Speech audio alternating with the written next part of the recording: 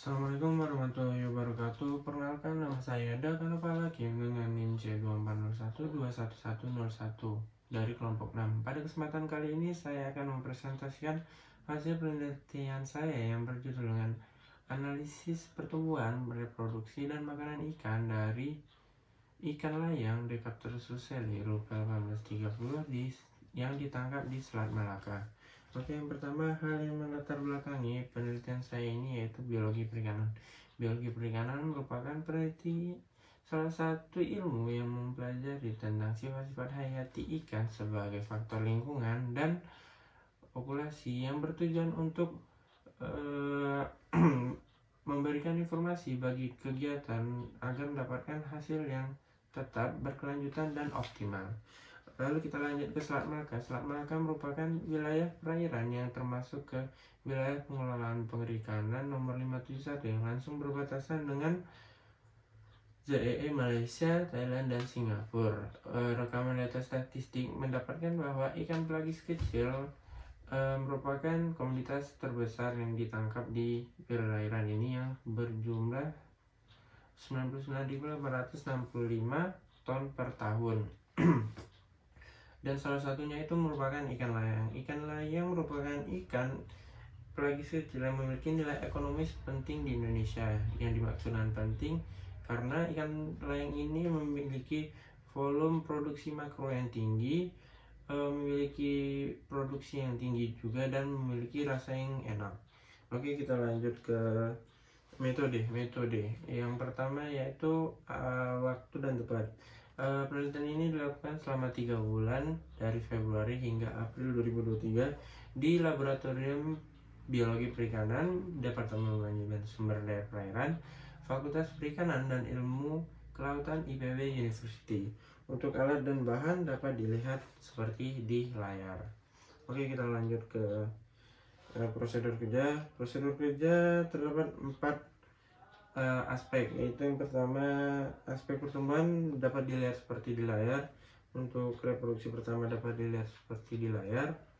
Selanjutnya ada reproduksi kedua dapat dilihat seperti layar. Ini untuk reproduksi satu itu kita ada 3 metode gravimetri, volumetri, dan gabungan.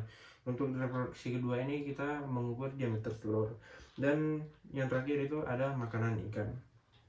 Oke, di sini ada analisis data. Di pertumbuhan itu ada 3 aspek, yaitu distribusi frekuensi panjang, hubungan panjang bobot, dengan faktor kondisi. Untuk reproduksi terdapat ada nisbah kelamin, tingkat kematangan gonad, indeks kematangan gonad, fekunditas, serta diameter telur. Dan makanan ikan ada 5 aspek, yaitu indeks bagian terbesar, luas relung, tumpang tindih, panjang usus relatif, dengan indeks sisi lambung. Oke, kita masuk ke hasilan pembahasan aspek pertumbuhan. Dari grafik yang didapat, distribusi frekuensi panjang ikan layang yang terbanyak itu ada di selang 264 sampai 285 mm. Lalu untuk hubungan panjang bobot, berdasarkan grafik ucapkan bahwa setiap penambahan satu satuan panjang akan mempengaruhi bobot ikan sebanyak 1,6513 gram. Dan untuk faktor kondisi didapatkan bahwa perbedaan tingkat pertumbuhan panjang dan bobot tidak terlalu signifikan antar bulannya. Oke, kita lanjut ke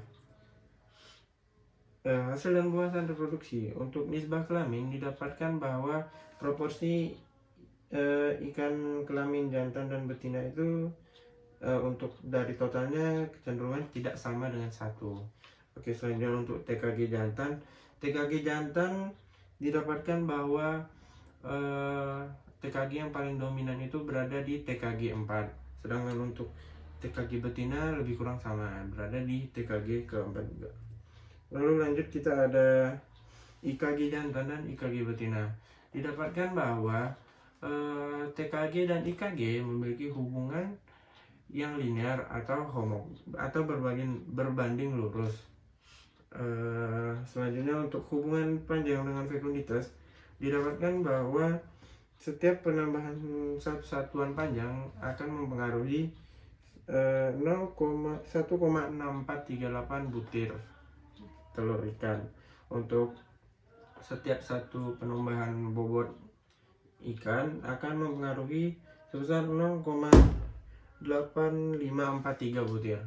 Untuk diameter telur didapatkan kesimpulan bahwa pola pemijahan untuk ikan layang ini adalah partial spawner karena memiliki lebih dari satu puncak di grafiknya. Lalu kita lanjut ke makanan ikan.